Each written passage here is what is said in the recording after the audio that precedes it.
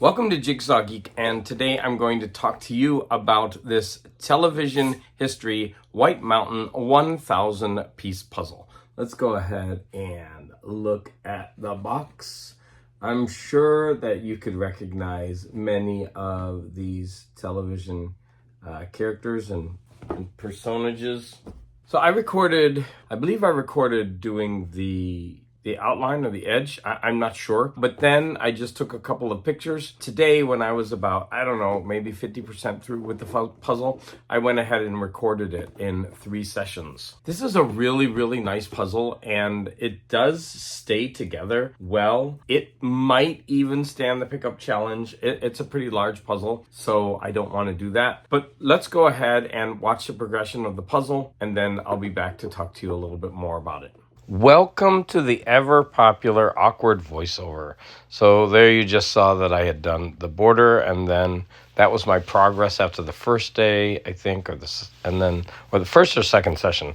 And now you could see that this is just a mess of faces. And that's one of the problems with doing a horizontal vertical puzzle. Yeah, I'm going to get that right. A vertical puzzle is that I could turn it sideways, but with all these faces, you want to be able to see them, the correct perspective. And so they're further away now. It's just a mess. I mean, it's just so many faces, and I'm just grabbing pieces and putting them in, looking at the box, putting them in. But you can see that I'm making a good progress, and by this time in the puzzle, it's starting to become really fun because I'm not really looking at the box as much, but I'm looking at the pieces, and I start to shape sort them, and I'm doing what I normally do with the puzzle. And so as you can see, I was shape sorting there and just putting them in based on the image, and I stopped looking at the box. And as soon as I finished the puzzle, I realized that there were 2 pieces missing, which was a drag. But I'm not keeping this one anyway. And so here you can see a close-up. I am going to go even closer. Sorry for the glare. You kind of have to look at the side so that you don't see the glare there. But so many really cool, TV programs. And I mean, I could just start saying them as they go by, but you could see them. But that was what's really neat about this puzzle. The art was really nice, so that, like I said before, like I could pick up a piece and determine which person it would be. And then, of course, I looked at the box to see where that person was, and I put it there. And but I mean, doing a puzzle like this is, of course, all nostalgia, and that's I think that would be the one reason why someone would want to do this type of puzzle. Again, it's not my favorite. Oh, that was my last piece, box ear. I really enjoyed doing the words, the television, and the history. I did that initially, and that was my favorite part of doing this puzzle, and I got that out of the way at the beginning. But here we are coming to the end of this voiceover.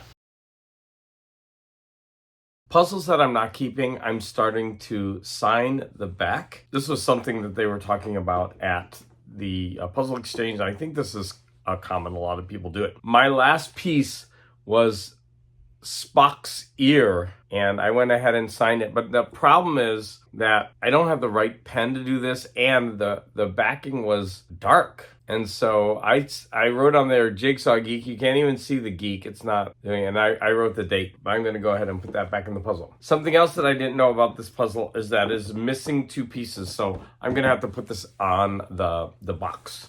This is a really great puzzle, but I'm going to say that I was a bit dissatisfied personally with doing this puzzle. I'm going to tell you why. The puzzle is amazing. There's nothing wrong with this puzzle. It's great. It's pretty large. I loved doing the images because I would pick up a piece and I would be like, oh, I know who this is. This is da da da da. And I would go ahead and then look for that person on the box. And that's the problem. I depended on this box so much. It's like I couldn't tear myself away from it. For the beginning of this puzzle, I would pick up a piece, then I would scan the box, and then I would put it where it would go, even though it wasn't connecting. And I just don't feel that that's a satisfactory way of doing a puzzle. But I couldn't stop myself doing it. I didn't want to spend more time on this puzzle than necessary, I guess. I don't know. Just this kind of puzzle isn't really my cup of tea. And so I wanted it done quickly, and saying that, I realized I probably just shouldn't have done it at all. But I don't want to bash on the puzzle.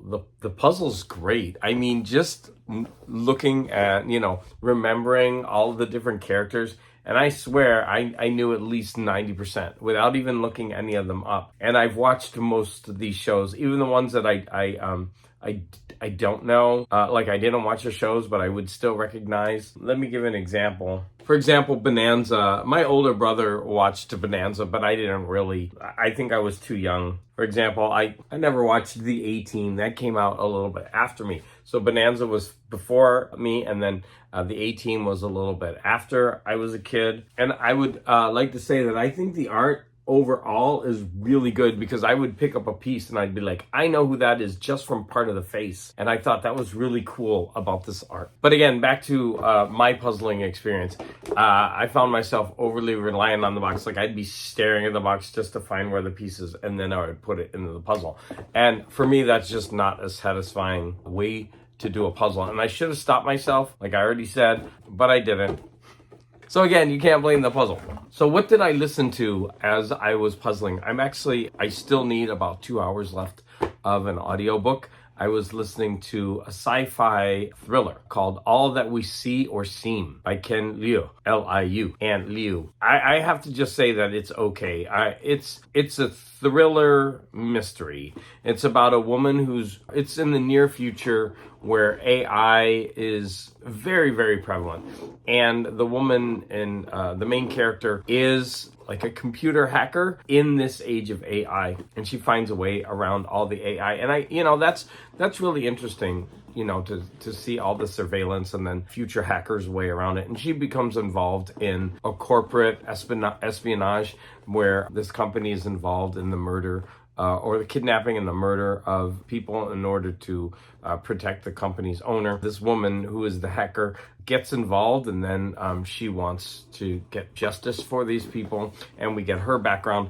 And I'm just saying it's okay. I'm not that big into mystery. And so this is a sci-fi mystery, and I'm not going to say I hate it, but it is what it is. It's just not my favorite genre. What puzzle am I doing next? I am going to do this puzzle. Now, I have a little bit of a story. I actually bought this puzzle off of Amazon. I saw that this Final Piece Puzzles has a line of puzzles, and I believe there's at least 13 of these puzzles. And I saw these, and I went looking for YouTube videos that talked about them, and I couldn't find any.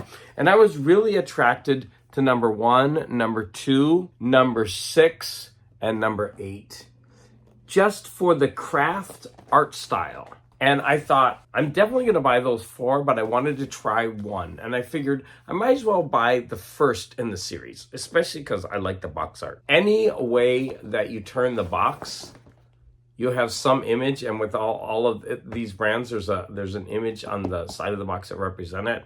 And then it has you could put it this way on the shelf with the words, or, representing the puzzle. Now, having said that, I think this is a lower budget puzzle that's meant to look like a really fancy puzzle box like Cloudberry. And the puzzle pieces seem really small, although there is a pretty cheap kind of poster, the paper, but it's still nice. So I'm very interested to see if I like this brand, and if so, I will buy the others in this series. I'll definitely buy 2, like I said, 6 and 8, and then if I really like the brand, okay, so I'll have to be a completionist and get them all. There are a couple that I don't really like. I don't like number 4 too much. I've done national parks, so that one I could give or take, and then this one is okay. But anyways, if any of you know about this brand, Final Piece Puzzles, every time I type that into YouTube, it's all about people putting in the last piece of their puzzle. If you know anything about this brand or if you've tried one of them, please leave that in the comments. This is going to be my next puzzle that I tackle. So as always, I want to thank you for the support, and any comments that you leave are always greatly appreciated.